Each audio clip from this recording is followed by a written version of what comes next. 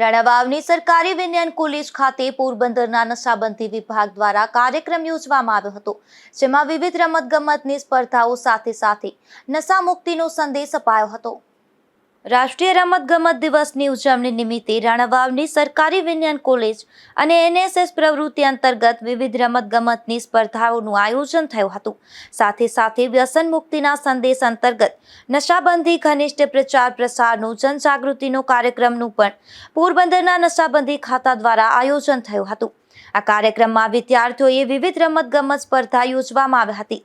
ત્યારબાદ નશાબંધી અધિક્ષક PR ગોહિલે નશાબંધી ખાતાનો પરિચય આપી પાન, માવા, તમાકુ અને દારૂ જેવા વ્યસનથી દૂર રહેવા જણાવ્યું હતું, તેમજ વ્યસનીને વ્યસન છોડવા માટેના નુસ્ખા આપ્યા હતા।